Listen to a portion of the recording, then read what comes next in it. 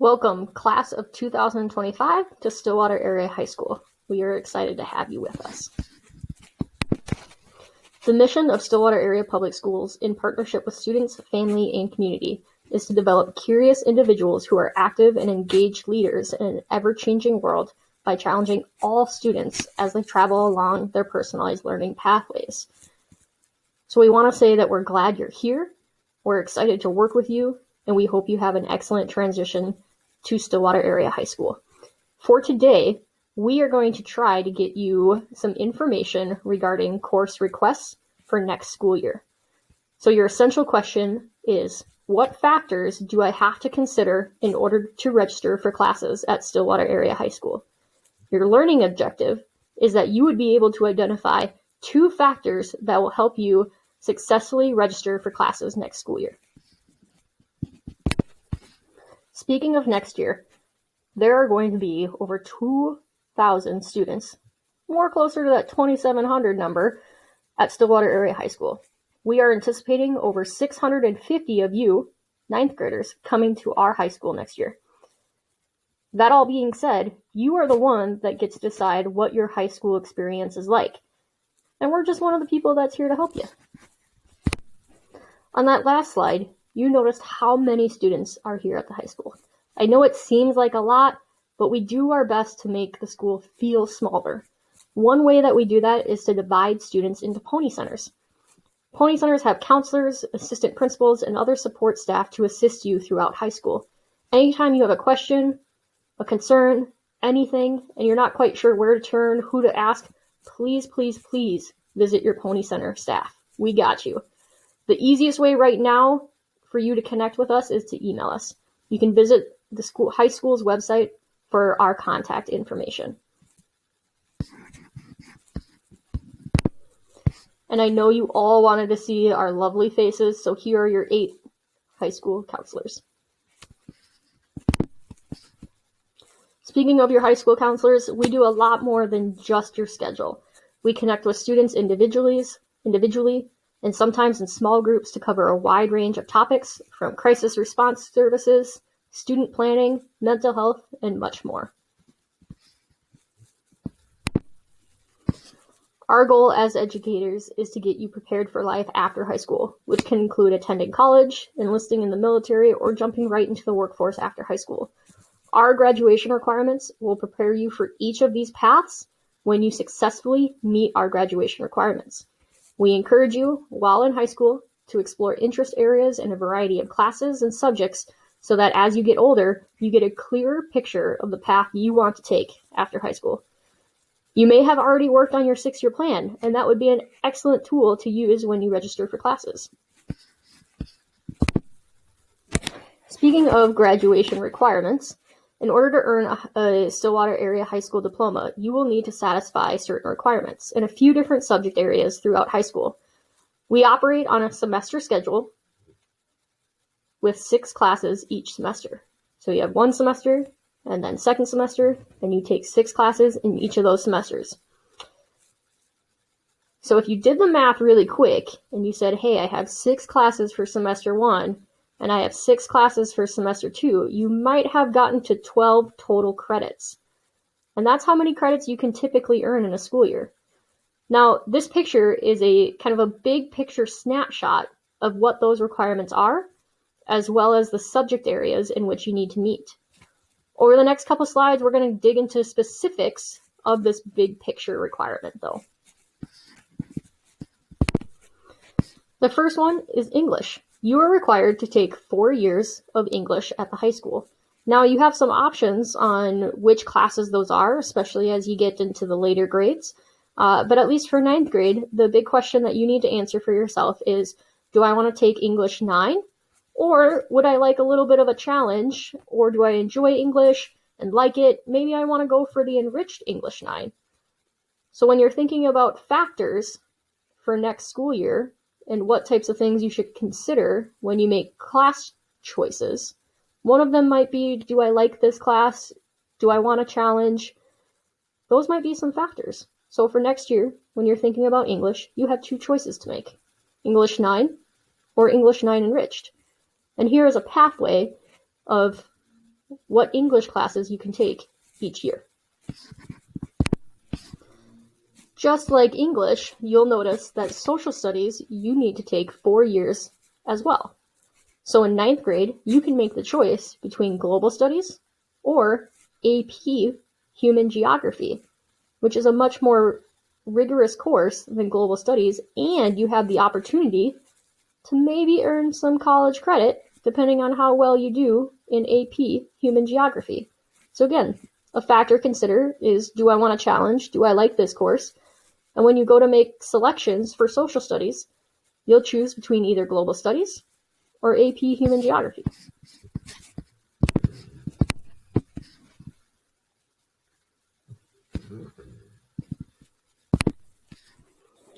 Math looks a little bit different, if you've noticed, from English and social studies. We're putting your 8th grade math course on here to give you an idea of which math course you should select in 9th grade. So, in 8th grade, if you're in algebra, you would either get a choice between algebra with quadratics, so maybe math is not your forte, maybe not your strong suit, and you need a little bit of help, and you're already in algebra A and B in 8th grade, well, algebra with quadratics is what you should register. Maybe you're in algebra A in 8th grade right now and you want a little bit of a challenge. Well, you got 2 options. You can either do geometry or geometry with computer science. Maybe in 8th grade right now you're in geometry. You would register for algebra 2. Maybe in 8th grade right now you're in algebra 2 already. Well, then you would register for algebra 3. So we included 8th grade on here to give you a pathway and some guidance on which math course you would take in 9th grade. But as you can see, there are plenty of other options in addition to your 9th grade math year. Our requirements are that you take 3 years of math at the high school level. So once you hit 11th grade and you have all of your math satisfied, you can choose not to take math your senior year, or you can choose to continue taking math. And if you're thinking about going into the military or going to college, we would strongly encourage you to take a 4th year of math. But really, we want to focus on the more immediate thing, which is getting you registered for classes for next year. So again, think about what class you have in math as an 8th grader, consult this sheet, and then sign up for the appropriate 9th grade math course. Science requirements look a little bit more simplified than math, but are kind of similar in the sense of we put your 8th grade course on here. If you're in earth science, you're going to sign up for either physical science or STEM physical science. STEM is that science, technology, engineering, and math. Or if you're already in STEM physical science in middle school, then you would go ahead and sign up for chemistry. So you can see what classes are your options for 9th grade based on what you did in 8th grade. But as you look at 10th and 11th and 12th grade, you get some more options and some more flexibility with what classes you want to sign up for. Similar to math, you need 3 years of science in order to earn a diploma. And just like math, if you were thinking about going into the military, if you're thinking about going to college, or maybe even some type of special jobs, you may need to take a 4th year of science. That might be a good idea, so please consider that. Here's that last main area before we get into electives and other things to consider. But in addition to your core subjects like math and science and social studies and English, you are required to take some art, some PE, and some health classes. So when we talk about art, PE, and health, you have to at some point during your 4 years at Stillwater Area High School complete at least 2 credits of art. Those can come from arts and communication options, music, floral design, intro to engineering, as well as English 12 later on. So again, you have plenty of options to choose from, but at the end of the day, before you get your diploma, you need at least 2 art credits. Health, you have a couple options for that as well. We have a personal and community health. We also have an online personal and community health. So these are just another couple options, but you have to take one of them before you get your diploma. Lastly, physical education. Again, you'll notice options. I hope you've appreciated that as you've seen this and as you continue to see our course request information that we like to provide you with options. But at the end of the day, you'll have to make a choice on which physical education class you would like to take. You are obviously welcome to take more, but at the end of the day, before you get to that diploma, you'll have to take at least 1 credit of physical education. So we covered our graduation requirements as it relates to English and social studies, math, science, health, PE, art. But then we also require you to take what are called electives. And those electives can come from our pathways. They can come from world languages. They can come from AVID. So there's a lot of choices that you have to make.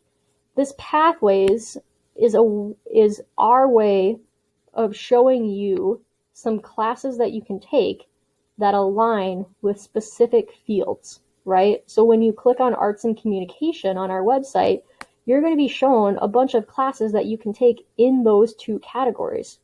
Same thing with business. If you're interested in business, if you're interested in being an entrepreneur or figuring out some personal finance stuff, right? If you go to our website and you click on pathways and you look at business, it's going to show you all the classes that are electives that you can take in that category. So it's a way for us to organize some of your classes in a way that might align with some of your interests in a specific career field. So in addition to, like I said, the math and the English, etc., you also have elective requirements. So at the end of the day, once you have that diploma, you will have needed to take at least 11 elective credits, but it's up to you on what those elective credits are.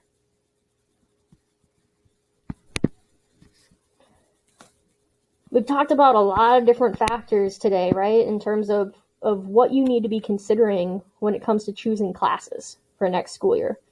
Of course, there's our graduation requirements. I'll say it again, 4 years of English, 4 years of social studies, 3 years of math, 3 years of science, and then you got to take care of some arts and some PE and some health. But then after that, it's all electives and what makes sense to you and what you want to do. You might need to consider what your post-secondary plans are. You don't have to figure that out all right now, but if you have an inkling or maybe a desire, whether you want to go into college, go right into the workforce or the military, those might impact what classes you take. I mentioned college, right? And I mentioned taking a 4th year of math and science. That would be a really smart idea if that is something that you're interested in doing later on. Maybe you have some interests or joys or passions. Like I said, maybe you want to be an entrepreneur, right? It would be a good idea to take some classes in the business field to make sure that that is really what you want to do. Maybe watching too much of Shark Tank doesn't really show you what it's actually like to be an entrepreneur. So it's always a good idea to take some elective classes to get a better understanding of what that career field or what that course actually is about. Figuring out an academic and life balance. What I mean by that is it may not make sense for you to sign up for a bunch of AP or enriched classes. Maybe you also find yourself having a job outside of school, or maybe you're involved with a lot of activities or athletics. Well, you're going to need to kind of figure out what you can handle, okay? So it's going to be important for you to think about what types of enrichment or AP classes would I be interested in, if I'm interested in them, and can I juggle those responsibilities with other responsibilities that I might have, like my co-curricular involvement. We have lots of activities and clubs and athletics that you can be involved in when you come to the high school. Maybe you have a part-time job. Maybe you are having to be responsible for younger siblings or even grandparents, right? And that takes up a lot of time. So again, these are just some additional factors that you might want to consider when it comes time to choosing your courses. Lastly, the NCAA. If you are interested in playing an athletic type of activity after high school in college, your requirements might be a little bit different. And what I mean by that is you may need to take 4 years of all your core classes, your English, your science, your math, your social studies. That may not be up for like, I don't really want to. No, if you're thinking about playing athletics in college, you're going to need to do that. So NCAA and playing any type of sport after high school in college, that's also going to be a factor that you need to consider when you're choosing your courses. I would imagine that this feels kind of overwhelming. We've thrown a lot of information at you. We've tried to give you kind of big picture frame of what graduation and what high school can look at, as well as really specific, here's what to register for. You have a couple options, but here's what to register for next year. There's additional resources, though, when it comes to registering for classes. We have a bulletin that has a list of all of our courses. We call it a tag-along. That is where you can go to see what types of courses are offered. You can look at the different pathways, like I said, arts and communication or business, for example. You can even look at course descriptions. So maybe you get this idea of what happens in painting, but then you need to look at the course description to actually get an accurate sense of what is done in painting. So feel free to look up both our tag-along, which is that bulletin, as well as our course descriptions. You would have recently completed your 6-year plan. That might be super helpful when it comes to registering for classes. Maybe you want to reach out to your current counselor or to your future counselors. Hi. Maybe even your teachers on some input.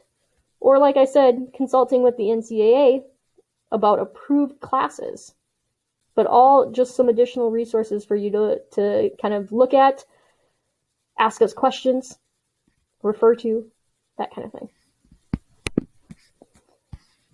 So maybe you already have some questions in mind, but we, as counselors, got together and tried to collaborate a little bit on some questions that we often will get asked during these presentations.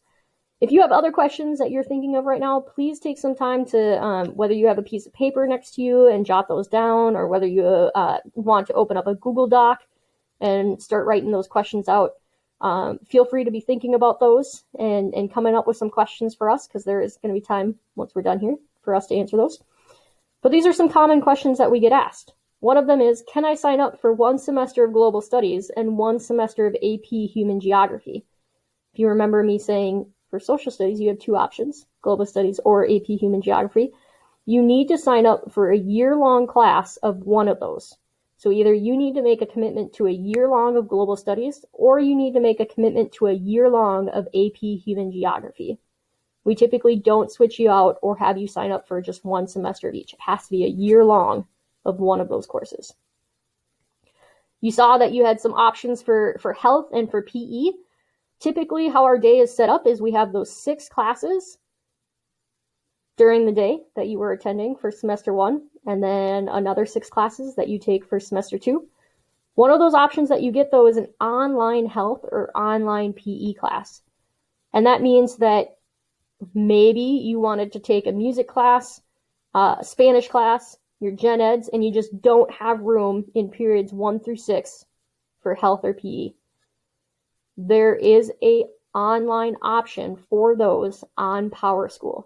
So when you get to the health and PE kind of section, if you want to take that next year as a 9th grader, make sure that you select the online health and online PE. Another big question that we get is, can I change my classes after I register for classes? And the answer is no. There is a lot of behind the scenes work that goes into making what is called our master schedule after students tell us what classes they want to take. So we need you to take this very seriously, because once you are locked in for your classes and you no longer are able to go in and change those, that is locked in. We don't get to change those afterwards.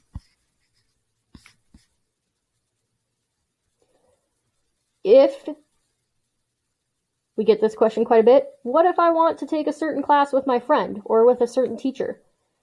With the complexity of our schedule, we cannot guarantee or entertain classes with certain people or with certain teachers. There's a lot of factors, like I said, that in a lot of hours that go into making a master schedule and trying to get you scheduled appropriately in the correct classes and the classes that you've asked for, that trying to align your schedule with a specific teacher or with a specific friend is not something that we can accommodate. How do you learn more about your classes? So I mentioned those resources. If you go to our school's website, there is a registration component there. And all of the information about our classes is on that website. There's the bulletin that tells you what the classes are. We call it a tag-along. There's a tag-along that shows you where all the classes, what all the classes are. But then we also have course descriptions and pathways descriptions and all sorts of information on the website. So please check out the website and look at that area for more information about specific classes. If a class is too hard for you, we strongly, strongly want you to try the class. We want you to connect with the teacher and letting that teacher know, hey, my first impression's so hard as this might be really challenging for me. What types of support is there? What can I do to make sure I do a good job? Can I connect with you about that? Please make sure if you're starting to get that feeling like this is just going to be too hard and I can't do it, please, please, please reach out to your teacher. They are going to be the first person that can connect with you about that, try to address your concerns, figure out what ways between you and that teacher that they can get you to pass that class. Okay, so please make sure you connect with the teacher if you're starting to get that feeling that this is just a challenging class. Some important reminders. Not that we've thrown too much information your way anyways, right? I hope we haven't completely overwhelmed you, but if we have, it's okay, because tonight there is Pony Possibilities. So on Monday, January 25th, that's today, there's Pony Possibilities. That is an opportunity for you and parents to connect with the school, learn more about these courses, hear from us and others about registration and what high school is like. So please make sure that you attend that tonight on the 25th. When it comes to actually putting in your course requests, this has all been informational, but you're going to have kind of 2 additional follow-ups. There's going to be a video that is shared with you here shortly, either today or the next couple days, on how to actually register in PowerSchool. That's our new system that we are using for registration. So on the 26th, you will be able to log into PowerSchool and actually tell us what classes you would like to take. And this is going to be open until the 31st. So you get a week of school to make these decisions, talk it over, look at the information, and get it actually put into the computer, put into PowerSchool. So these are those 2 important reminders for you. And again, that essential question today that hopefully you've been able to figure out after all of my talking and this information on the slides is, what factors do you need to consider in order to register for classes at Stillwater Area High School?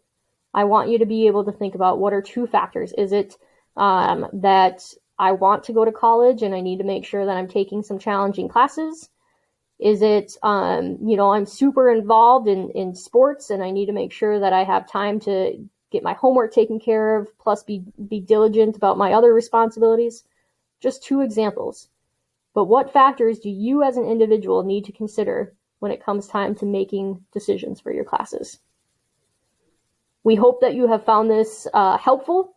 Obviously, there's a lot of information. Please take some time to review those additional resources. And then please make sure by January 31st that you have logged into PowerSchool and have made your choices. Thank you.